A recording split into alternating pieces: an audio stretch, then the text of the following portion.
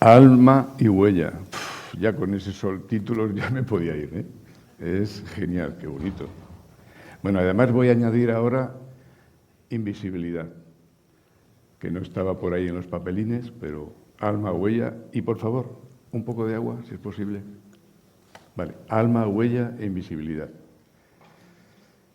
Invisibilidad es la que me gustaría tener a mí ahora mismo, porque me da un poco esto, ¿cómo se dice eso? Miedo escénico, ¿no? De algún modo. Para dejar aquí algo que estuviera hablando y poderme ir a tomar un café, ¿verdad? Pero bueno, vale, gracias. También la invisibilidad es algo que de algún modo tenemos, ¿verdad?, los que ilustramos, aportar a nuestro trabajo como una herramienta más, ¿no? Y por otra parte, también ese miedo escénico que podemos tener, yo lo supero con una cosa que llamo el efecto Momo. ¿Sabéis que Momo escuchaba de tal manera que conseguía que su interlocutor dijera cosas que no se había pasado ni por la cabeza, saberlas o decirlas, ¿no? Es decir, es que escuchar es una de las cosas más complicadas y más difíciles que hay. Porque hay que vaciarse para dejar espacio al otro, de algún modo, ¿no? Así que de ahí se deduce que si aquí se dice algo que sea medianamente interesante, es cosa suya, por la escucha. Y si esto resulta soporífero, no se preocupen que asumo la responsabilidad yo, ¿vale? Invisible también era, y no quiero hablar mucho de cosas personales, porque también era un familiar que tiene bastante que ver en que yo haga esto que he estado haciendo durante mucho tiempo, porque era un ser invisible. Dentro de la familia estaba en un lugar apartado, casi segregada. Realmente es el primer contacto que yo tuve con el otro, con la categoría de la otredad, ¿no? Lo que es casi lo que me mueve a mí a dibujar. Y esa persona era realmente espectacular en su aspecto físico, daba un poco de yuyu, pero vamos, era mi tía Eloísa, ¿y qué le íbamos a hacer, no? Recuerdo que tenía un lugar oculto, ahí escondido, sin mucha luz, donde me tomo como su cobaya para contar mis historias. Y eran truculentas, la verdad. Pero mire, aquí estoy, no me ha pasado nada. Me río yo de donde viven los monstruos, ¿sabes? Porque aquello era fantástico. No superarían esto de, ¿cómo se dice?, lo políticamente correcto. Sin embargo, debe ser que dejó ahí un pozo, porque debajo de toda la cuestión de, como de belleza que yo pueda decorar lo que dibujo, debajo siempre hay un monstruo, de verdad. O sea, quien dibuja lo sabe, ¿no? Y bueno, de algún modo también siento yo que llevo muchos años ilustrando, a lo mejor es cansancio, o a lo mejor es que estoy en un umbral y quiero pasar a otra cosa, que no va a ser pintura, por supuesto. Me atrae mucho todo lo que tiene un aquí y una ahora, ¿no? Lo que está ahí. Trabajar en ese ámbito me gustaría. Por lo tanto, voy a tratar dos cuestiones muy sencillitas, a ver si soy capaz de explicarme. Y luego, a última hora le dije a Edu, por favor, mete el vídeo de la huida de Peggy Sue, porque si no esto va a quedar eso, no va a haber no voy a poder sacar esto adelante, ¿no? Y al final, si me da tiempo y expongo esto muy brevemente, Javier me va avisando, pues lo mostramos aquí, el álbum ese. Aparte de que creo que ha dicho algo, Antonio, que soy muy lineal. No, lineal serás tú, yo no lo soy. Yo soy un desastre. No, lineal, reconocible, o no sé qué has dicho, pero yo he entendido como que tiene una coherencia. Yo soy absolutamente incoherente y me encanta la coherencia, no soy capaz de tenerla. Durante mucho tiempo hacía un álbum y ese álbum pues conseguía que me llamaran de otra editorial y me encargaron un libro. Y entonces yo hacía un dibujo totalmente distinto. Y eso se fue acumulando, ¿te acuerdas? Que hicimos una vez una tertulia para ver por qué me pasaba eso. en Sostiene Pereira, no, en Sostiene Pereira no, sí, en Sostiene Pereira creo que es, hay un personaje que el médico del alma, el psicólogo, le dice, no te preocupes, que somos muchísimos, ¿no? Lo que pasa es que de vez en cuando hay un golpe de Estado y toma el poder otro, porque esto es lo que me pasa a mí, ¿no? Habría que discutir mucho sobre el estilo. Y bueno, entonces, uno de los temas que voy a tratar, a mí me encanta ilustrar, ¿eh? O sea, dicho sea de paso, si he durado tanto tiempo aquí es por un poco de empeño y por la ayuda de editores, de compañeros, de compañeras, de la gente que escribe. Eso está claro. Pero yo ahora quiero romper una lanza por el sacrificio, digamos, la entrega, la generosidad del dibujante o de la dibujante en tanto que ilustrador, ilustradora. Yo no sé si me vais a entender. Ilustrar y dibujar no tienen nada que ver. Se hace posible el dibujo, o sea, la ilustración, siempre que el dibujante esté dispuesto a renunciar a cosas, ¿no?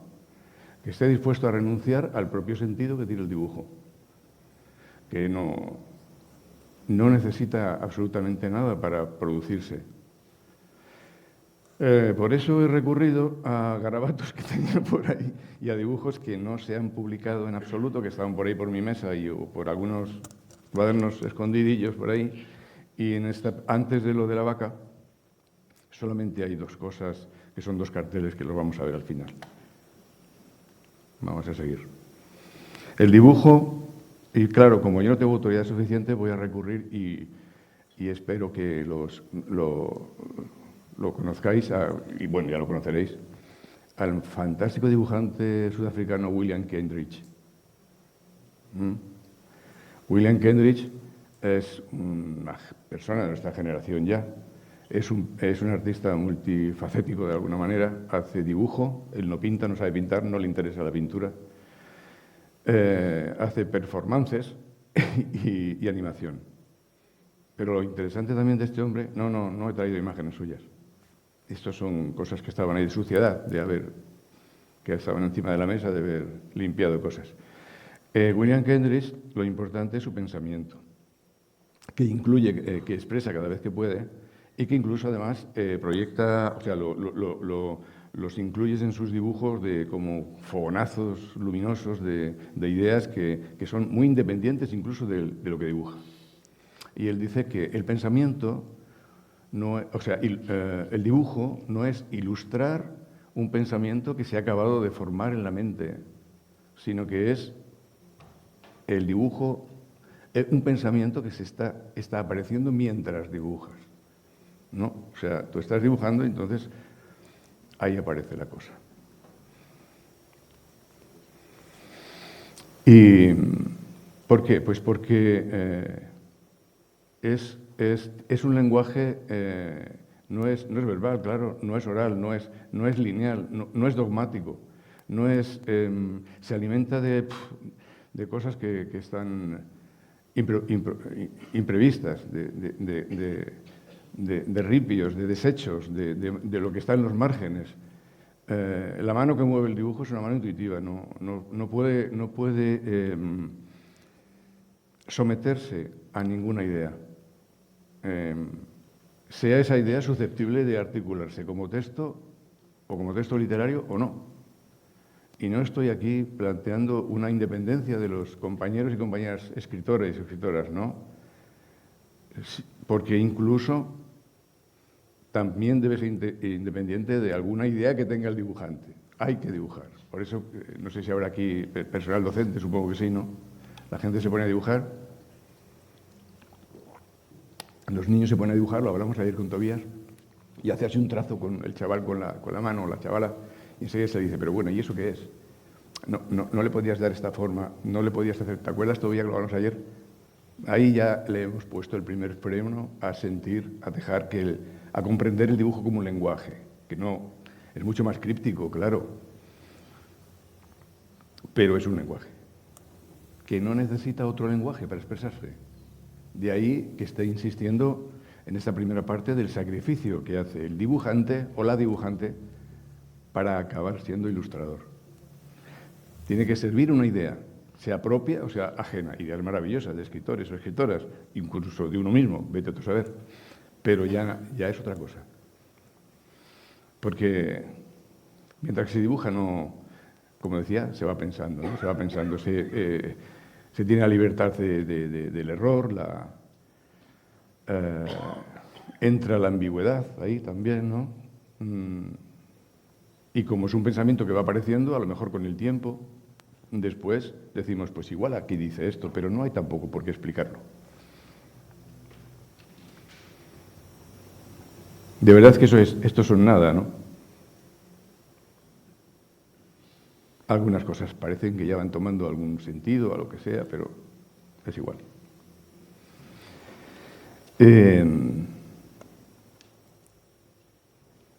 Bueno, hay muchas cosas de William Kendrick que tengo ya anotadas que son fantásticas, que os gustarían mucho, pero es que me da un poco de vergüenza ponerme a leer.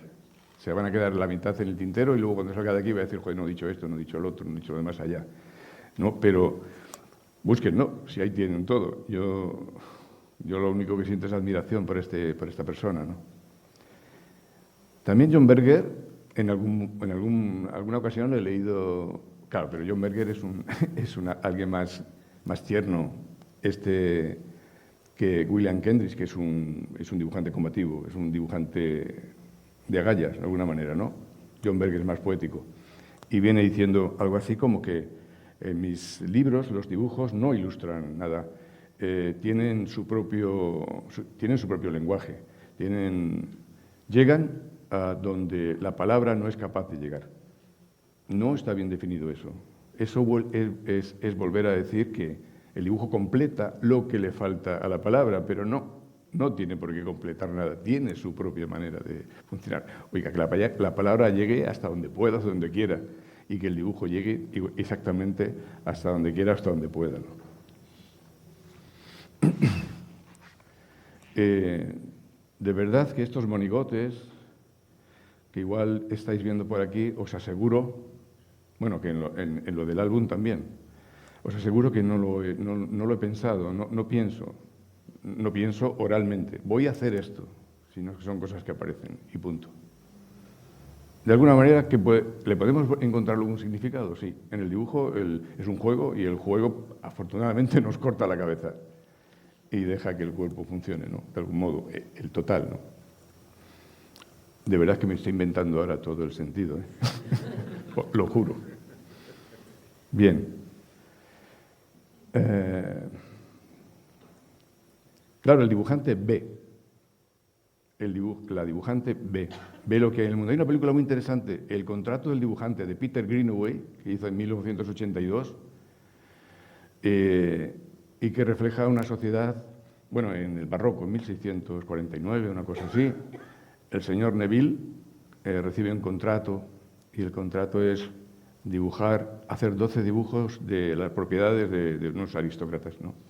El tipo come muy chulillo, dice, bueno, pues yo a cambio quiero dibujar lo que veo y tener los favores sexuales de la señora. Bueno, en fin, no me voy a... Es una metáfora larga y es muy interesante. Bueno, a Peter Greenaway se le entiende de aquella manera, ¿no? Pero está muy bien esa película. De ver y de servir a la realidad, de alguna manera, que es el contrato que tiene, acaba viendo más de la cuenta. Y entonces, al final, lo matan.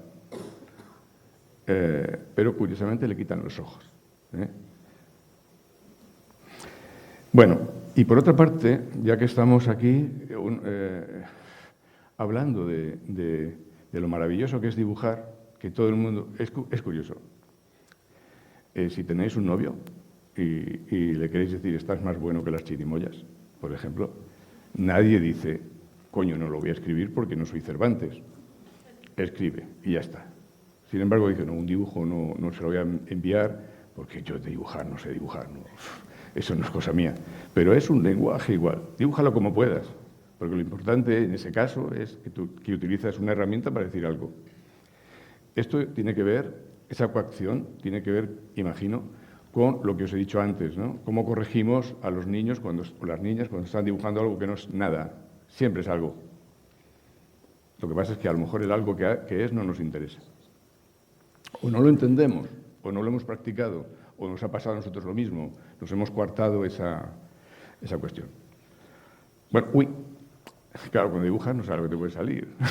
Igual no es... Pero bueno, como Antonio hablaba ayer de poemas eróticos, pues aquí tenemos una versión de Alicia y el conejo. El conejo no de Alicia, sino el conejo. Claro, dibujar también te transforma. El dibujo... Ayer le preguntaba a Svetlin que por qué solemos representar de alguna manera nuestra fisonomía en los dibujos, nuestros fenotipos y tal, ¿no? Y no lo sabemos, la verdad que no lo sabemos. Yo me doy una explicación que a mí me gusta mucho, y es que como lenguaje, que es el dibujo, el lenguaje nos crea. Y es un reconocimiento que le hacemos al hecho de estar haciéndolo, representándonos ahí. Yo soy lenguaje, dibujo, tu creación. Porque el dibujo nos hace. Cuando se es joven, se está convencido de que vas a inventar un estilo acojonante y vas a crear un lenguaje nuevo y eres un gran artista. Cuando eres mayor, ya te has convertido en un artesano, afortunadamente, y te das cuenta que hasta el cuerpo te lo ha hecho el dibujo, la mentalidad, el lenguaje, que no es tuyo, que es de todos, te ha ido haciendo. Y aquí hay unas pruebas, pues, no sé, habrá de todo tipo. Coges la paleta y te conviertes en no sé qué cosa. Claro, con todo lo que sabes puedes hacer tutoriales y luego enseñárselo a los demás.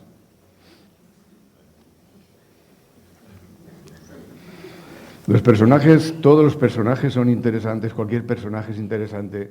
Tú sabes que vas por el campo y aquí hay un cardo y el cardo enseguida te da juego porque se mueve, lo llevas a tu... Todo esto son dibujos que tengo en casa para nada, para nada, afortunadamente. Todas las emociones se pueden expresar de cualquier manera. Bueno, y aparecen los dibujos de cualquier cosa, ¿sabes? Cuando estás experimentando, cuando estás abierto, cuando no buscas nada y le dejas al dibujo hablar, el dibujo habla solo y es muy agradecido. Bueno, otra cosa que me interesa muchísimo es que no me quiero largar porque me suelo pasar mucho tiempo. Pero entonces, vale, voy a cortar porque también tengo ganas de luego mostrarles la otra cosa. Esto, como habéis visto, toca de frente a la relación que luego se va a ver en esto que hemos estado hablando más o menos. Texto, ilustración. Es la relación que he ido de alguna manera, es decir, el sacrificio que hace el dibujo para ponerse al servicio de una idea, al servicio de un texto, al servicio de una editorial, al servicio de un proyecto.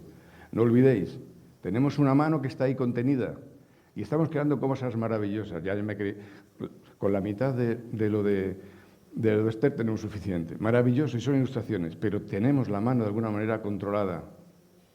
Ahí la mano, el cuerpo, otra cosa. Estamos ofreciendo, concretando algo que solo ocurre porque hay una conjunción de personas y claro, cuando tú escuchar, como decía, era lo más complicado que hay.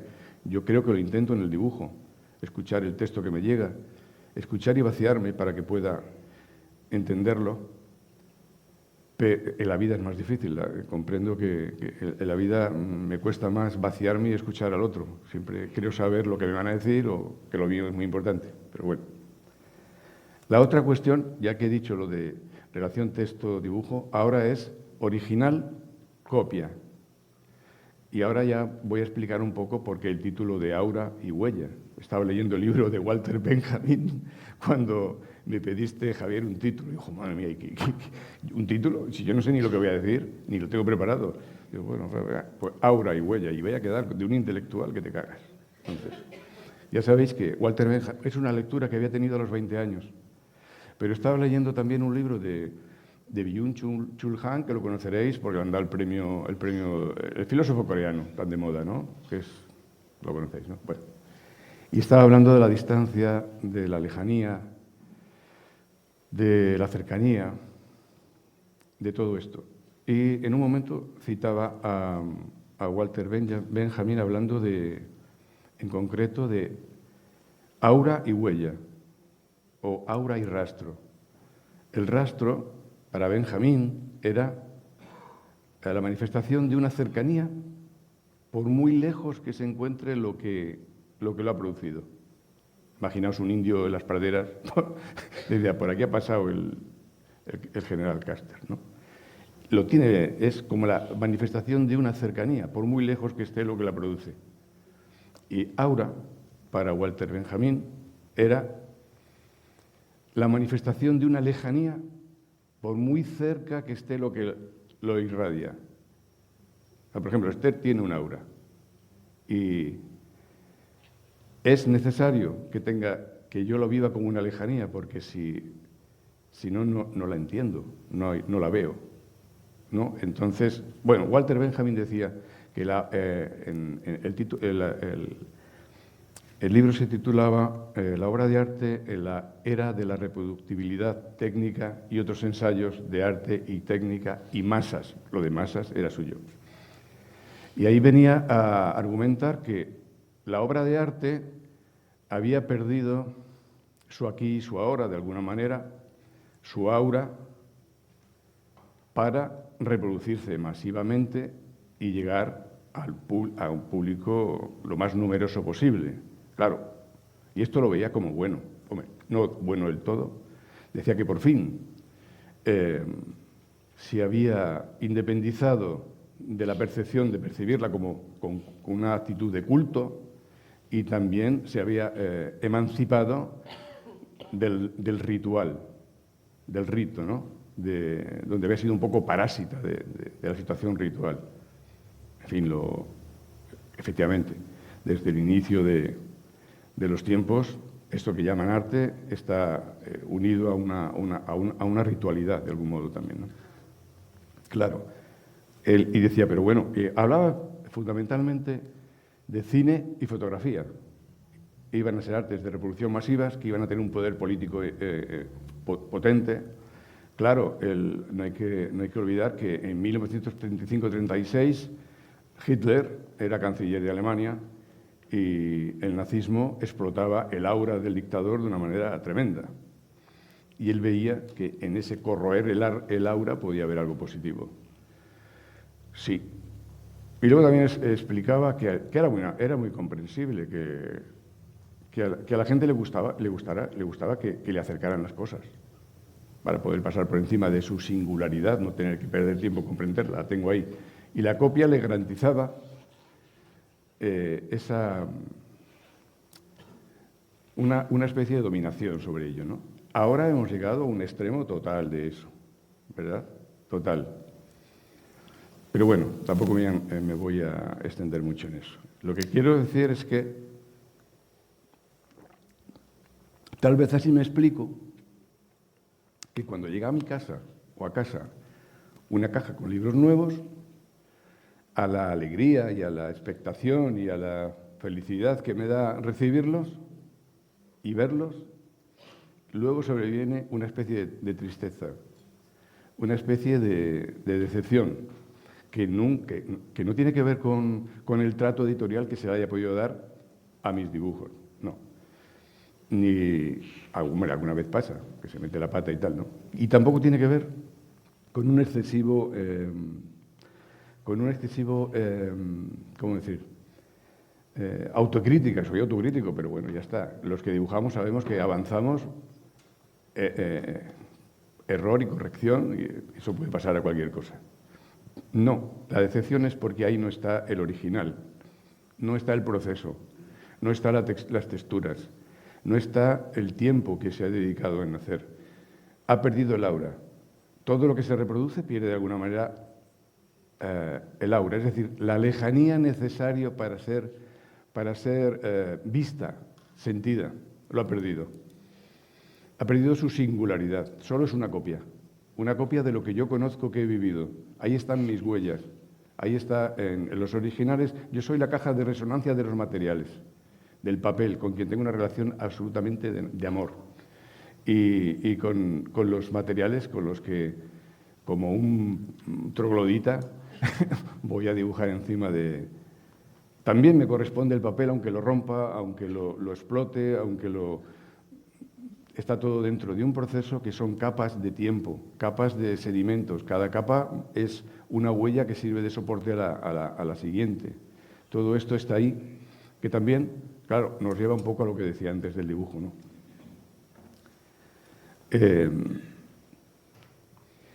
Y eso no está ahí. Lo que hay es una textura, que es una capa de píxeles, que no reacciona a la luz casi siempre de la misma manera, que no tiene una relación orgánica, es una textura limpia, es una textura...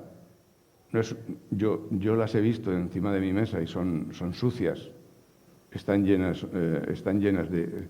cambian por el efecto de la luz, huelen de una manera determinada. Ahí está la copia, que tiene un olor químico de libro recién hecho y está muy bien, porque digo, qué libro más bonito, o sea, qué bien, ha quedado muy bien, me encanta, como veo el de cualquiera de vosotros, pero falta eso. Y además, ¿por qué digo esto? Pues porque no digo que sea responsable el libro ni el álbum ilustrado, sino que eso ha ido creciendo, creciendo. Hemos ido desechando el aura, pero no se puede abandonar ni el rito ni el aura nunca de las cosas. ¿A dónde se ha ido? Al autor, a la autora y a la autopromoción, ¿no? El aura lo tiene ahora mismo el dibujante, la dibujante, el escritor, la escritora, y la obra lo único que conocemos es una copia. La copia no es el original. Eso es evidente, sé que estoy diciendo una perogrullada, pero por favor pónganse en mi lugar, porque yo vivo ahí.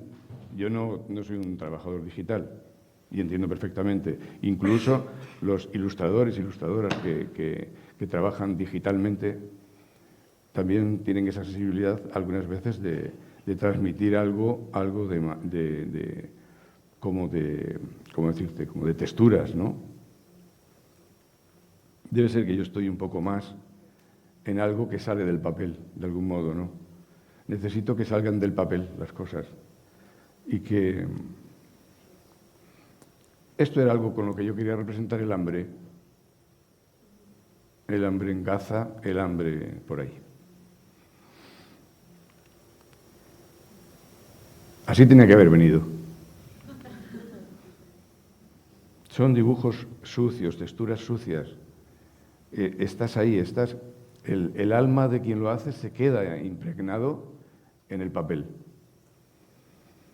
Lo que se le pide a una ilustración en una editorial, que tiene además las editoriales, cuando recibes un encargo, tiene una línea de actuación establecida. Texto, ilustración lo más limpia posible, es decir, lo más luminosa posible, lo más clara posible en función de eso que se quiere representar. Y lo que se le pide al dibujante o a la dibujante es que resuelva un problema.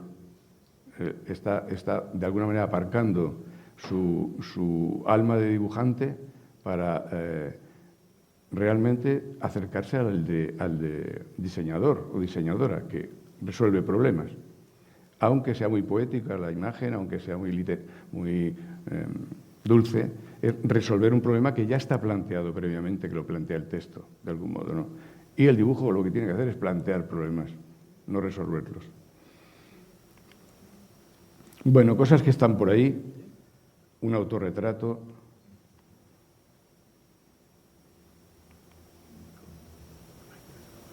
El grabado también se acerca a la huella, ¿no? Si Walter Benjamin le hubiéramos preguntado a Benjamin, bueno, para ti que es un álbum ilustrado, seguramente que habría dicho, pues es una copia que anhela ser huella, de algún modo, ¿no? Claro, en este sentido, cuando encontramos una huella de una mano que ha elaborado todo aquello, eso nos trae más cerca, nos hace imaginar mejor el aura que esto puede haber tenido. Por eso los dibujos en blanco y negro nos acercan mucho más a eso, los monócromos. Claro, todos conocemos, voy a poner un ejemplo, por ejemplo, a Pablo Auladel, ¿verdad? El dibujo de Pablo Auladel es eso. Y si lo habéis visto, ir evolucionando, ya se va quedando con cada vez menos. Parece que quisiera dibujar eso, el aura. Y además, si os dais cuenta, también coloca muchas veces vídeos de él trabajando. Es lo que os estoy diciendo. O sea, es que eso, el hecho ese se está perdiendo de algún modo. No es que todos tengamos que ir dibujando en la calle, pero que os pongáis en el lugar. Porque hay un montón de sentimientos, de emociones, de todo esto, ¿no? El dibujo de Pablo Auladel, los dibujos... William Kendrick también solo dibuja con negro. o dibujos muy monócromos.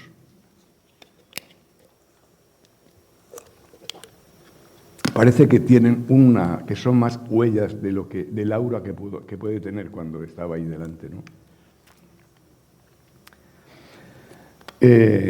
También se pueden concretar un poco más los dibujos. Estos son dibujos que, como semillas que están ahí, que a lo mejor en algún momento generan una historia. Y de hecho ha pasado así en varias cosas que yo he hecho y he escrito, que le he tenido que añadir un texto posteriormente, porque los dibujos van avanzando y van funcionando la historia solos.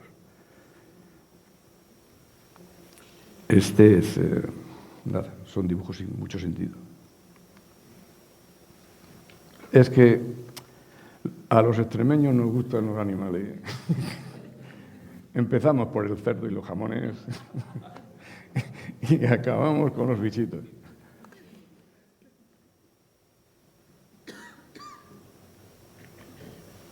La Bella Durmiente.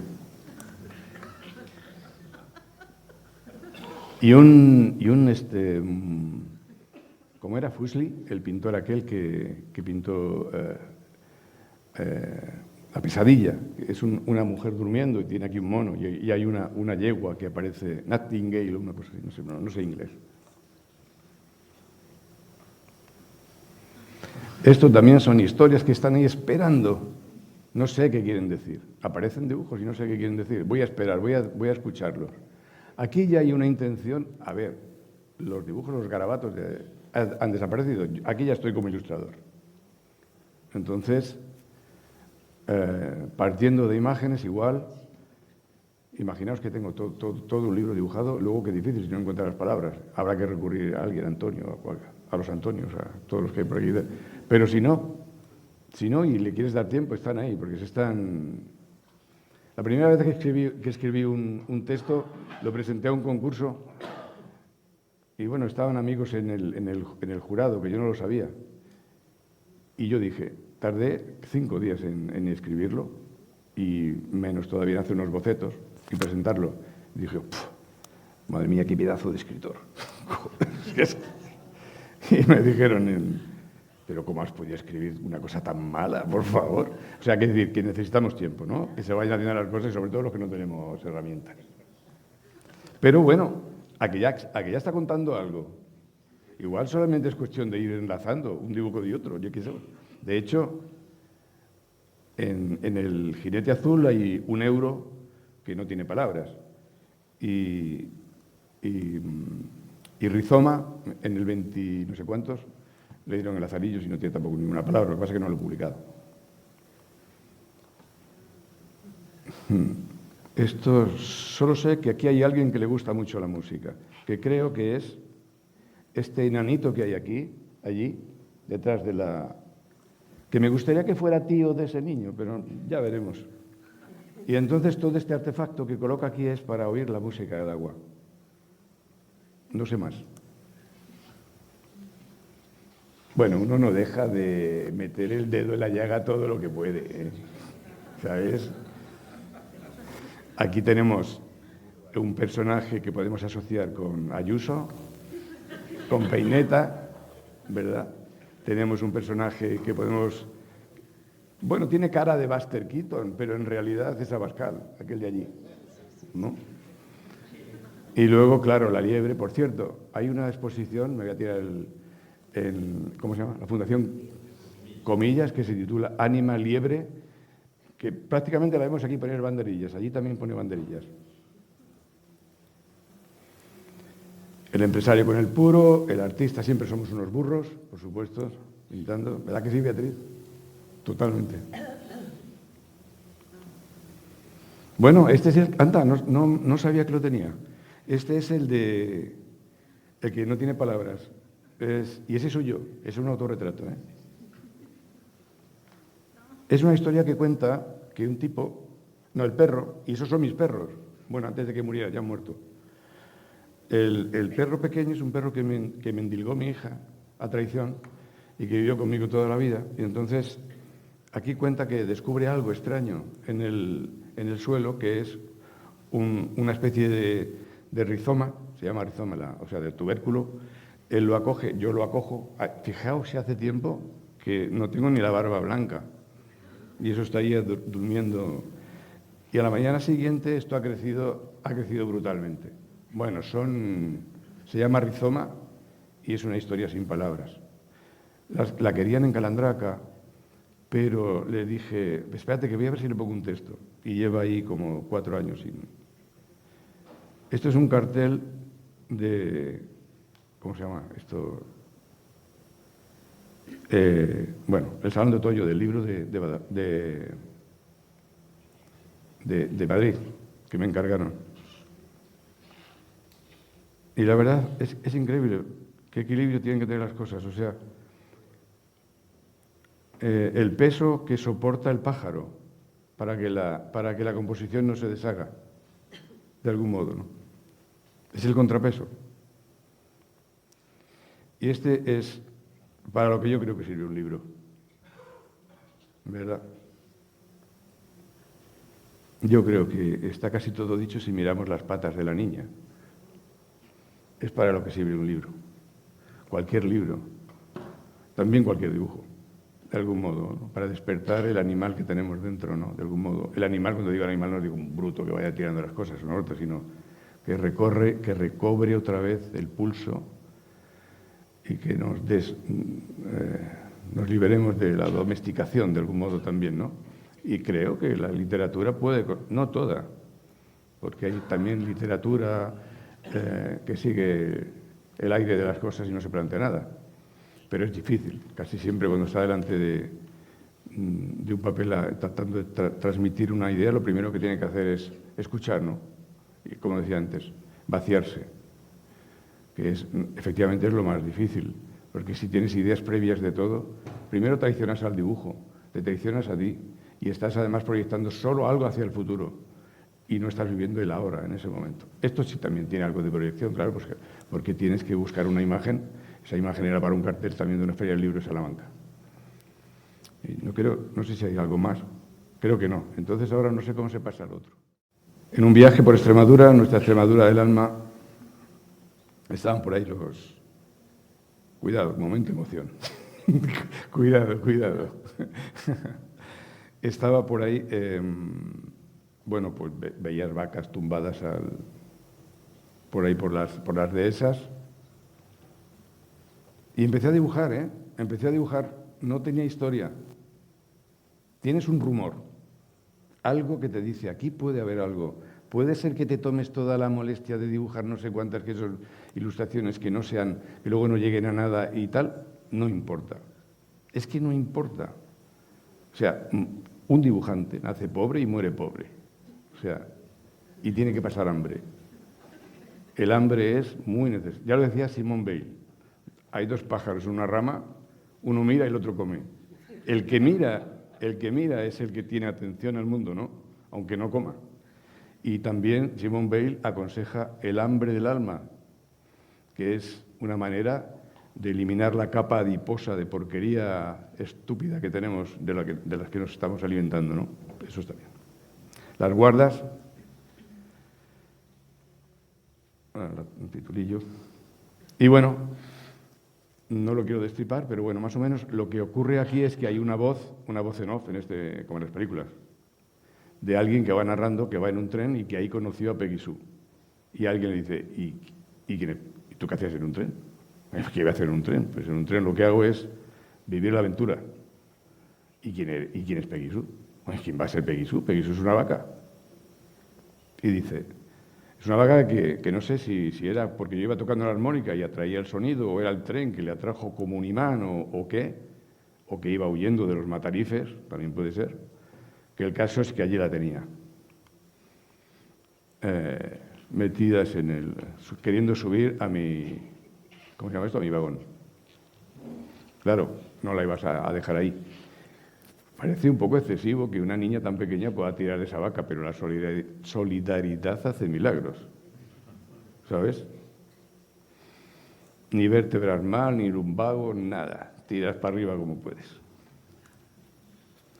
Claro, aquí, a ver, el exceso de imaginación yo lo rechazo muchísimo. Es decir, hay una imaginación interesantísima que es la que todos tenemos, que es la capacidad de generar imágenes mentales.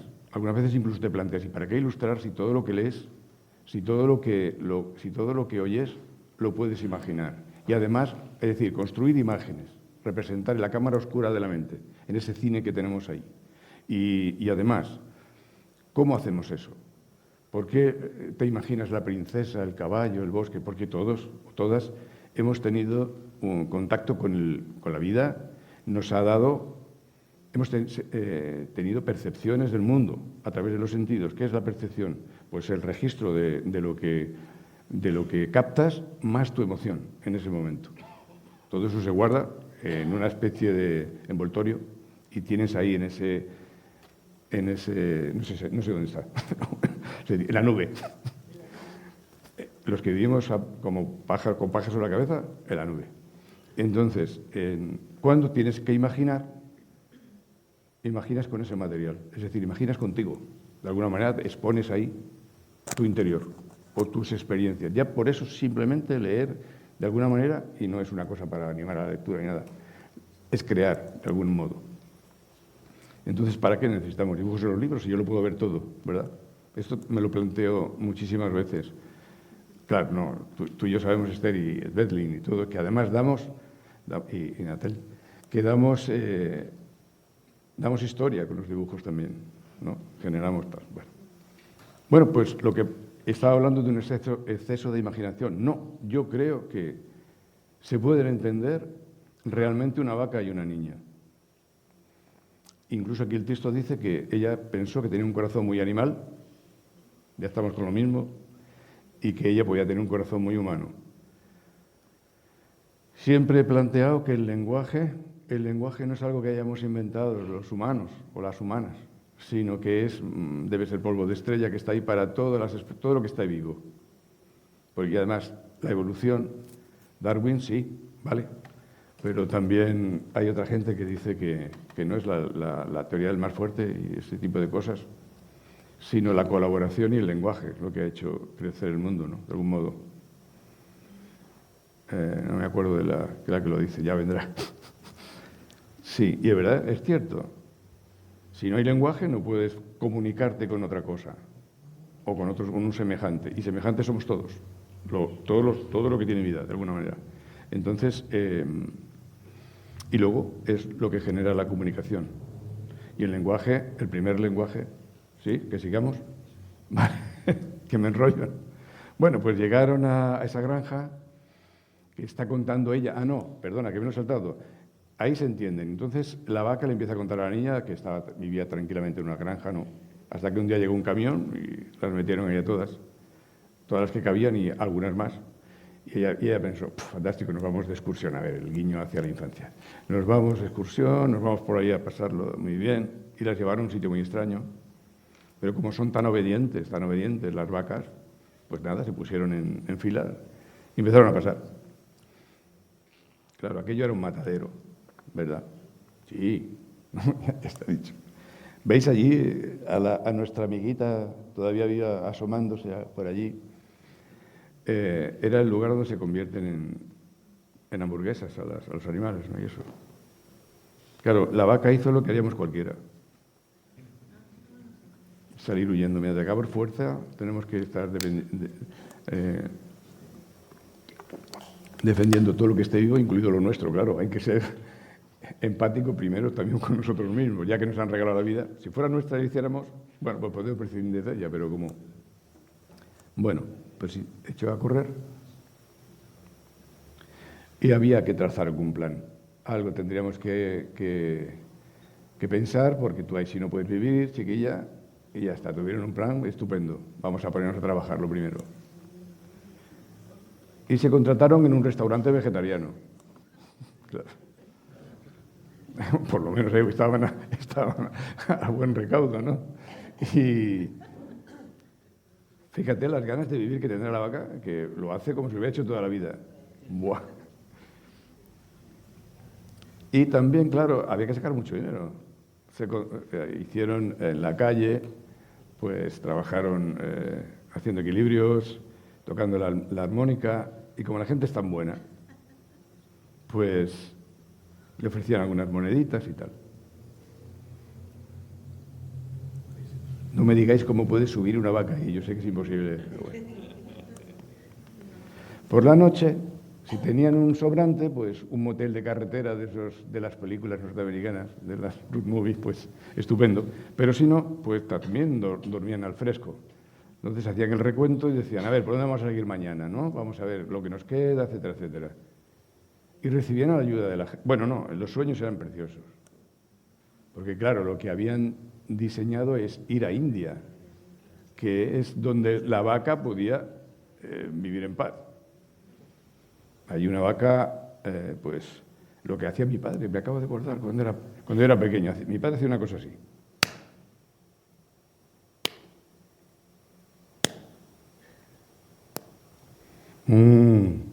Y decía, ¿qué es eso? No sé, dice una vaca cagando. Bueno, pues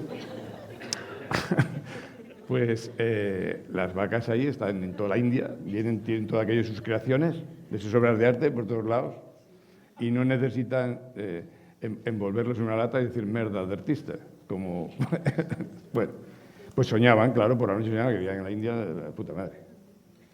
A ver. Recibían la ayuda, toda piedra hace pared. ¿Verdad, Tobías? Pues entonces, hay gente que le ayudaba, pues los llevaba en un tramo en su viaje. Ahí, no me montaría yo, bueno, sí me montaría. ¿No? Y otros, pues no sé, los cruzaban desiertos. Esta es la imagen que cogieron para la portada, que lo habréis visto. El motero con su crucifijo, eso es lo primero. Sus botas, su casco de la Primera Guerra Mundial y ese tipo de cosas. Yo me río porque en realidad esto es que está ahí. El lenguaje del dibujo no nos pertenece a ninguno, ni a ninguna. Es igual que si yo dijera, no utilices mis palabras que son mías, ¿no? Las he inventado yo, es una creación. Buah. No, como decía ayer, bueno, entra por la boca, entra por el oído, sale por la boca, no le pertenece a nadie, ¿no? Lo mismo pasa con todos los elementos gráficos, artísticos, pictóricos que hay en el mundo, están ahí. No tenemos que crear nada. Crear es un verbo que está inventado o relacionado con lo divino. No, siempre crear de la nada, ¿no? Lo que hacemos es utilizar el lenguaje que está ahí previo a nosotros, le prestamos todo nuestro esfuerzo, nuestras horas de vigilia, lo que sea necesario, y luego lo devolvemos al lugar del que ha venido, que es el lugar común, lo de todos, ¿no? De alguna manera. ¿Que le puedes poner un acento? No, que te deja a ti un acento, creo yo, más bien, ¿no? Por eso yo quiero decir que puedo hablar de esto con mucho distanciamiento, ¿eh? No lo considero ni mío, de verdad. Bueno, por fin llegan al final de su destino. Todo esto, he olvidado decir que lo que vamos leyendo es la voz de la narradora, que es esa niña. Está contándolo y contándolo y contándolo y contándolo. Y en este momento dice, cuando por fin llegamos al puerto, en fin, ella lo ha ido contando durante todo el tiempo. Y de pronto se oye, ¿pero te quieres callar ya de una vez, por favor? Joder, que llevas toda la mañana con el rollo de la vaca. Joder, y cómete ya el asado de una vez. Y dice la niña, bueno, yo hubiera preferido un platito de espinacas. El padre, bueno, ahí tenemos la abuela que se está atizando una jarra de cerveza y unos filitacos. La madre se ha puesto, fijaos qué cardao se ha hecho solo para la ocasión, ¿eh? Buah. Como aquellos peinados que se pusieron entre los 60. Mi madre tenía un pelo precioso, muy largo. Cambiamos de ciudad, nos empezamos a relacionar con otra gente de un poquito más de nivel y se le puso así el pelo para arriba. Y además duro, lo tocabas y hacías así. ya no te podía coger y envolverte entre los rizos. No, yo se lo veía ahí arriba como la madre de los Simpson, igual. Y mucha laca, mucha laca. De ahí mi padre incluso dijo, también acabó echándose laca, porque como tenía una calvita así como yo y quería tapársela, mi casa olía a laca. Bueno, pues las dos hermanas, ahora nos damos cuenta, las dos gemelas, son las que le han ido preguntando cuando ha habido alguna pregunta. Cuando empezó la historia, que decía, y bueno, ¿y tú qué hacías en un tren de mercancías? ¿Y quién era Peggy Sue? Era a lo más que se atrevían estas dos personas a romper el esquema piramidal que vemos ahí, ¿verdad? El dueño de la carne, ahí arriba, que es a la vez el dueño de la granja. Lo hemos visto antes, ahí en pequeñito en un jeep montado. Y todo esto es una historia que se ha ido creando, inventando esa niña para fastidiarle el Día de Acción de Gracias o lo que sea eso, carnívoro, ¿no? Y no quiero decir que, bueno, esto no es un libro vegetariano ni nada de esto, ¿eh? Es una cuestión de alguna manera simbólico por otro lado. Y ya al final, después de comer, pues se van a dar un paseo. Y bueno, dice el texto algo así como que la abuela pues está espantando moscas con el rabo, disfrutando de una tarde de sol. Hay un cuadro debajo de Monet, ¿eh? A ver si lo reconocéis, claro. Las dos hermanicas están cogiendo flores, los padres están ahí como diciendo, ¿y una siestecita después de la comida? Y la niña está de espaldas, claro, todo esto es una imaginación de ella, ¿no? Lógicamente. Y dice el texto que de pronto oye el ruido de un camión acercarse. Y así se acaba la historia, ¿no? Ya no hay más. Igual se llevan a sus padres en un camión. De alguna manera, en lugar de ponerse en el otro, he dicho antes que el otro, lo que fuera que representara, he dicho mi tía Loisa, la pobre, no puede estar aquí para defenderse, pero en fin, pues está siempre subyacente en todo lo que dibujo. Incluso tuve la enorme suerte, no tengo nada más para mostrar porque he sido muy descuidado y además estamos bien de tiempo, ¿no?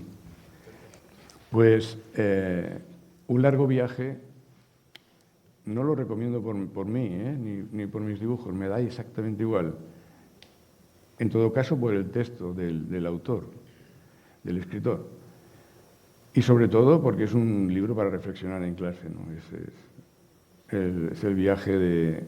Es un viaje de dos, de tanto humanos y animales en dirección opuesta, emigrando. Hay un punto de encuentro en algún momento. Esos animales llevan, porque son ocas, vienen del norte, del frío, a las marismas cálidas y tienen comida y tienen de todo, y los otros encuentran una alambrada, nada más. Es muy interesante para alumnos y para... A ver, no son alegres, ¿no? Pero es interesante vivirlos, sí, o sea, comunicárselos. Y ya está, si tenéis alguna pregunta. Gracias a vosotros por la escucha.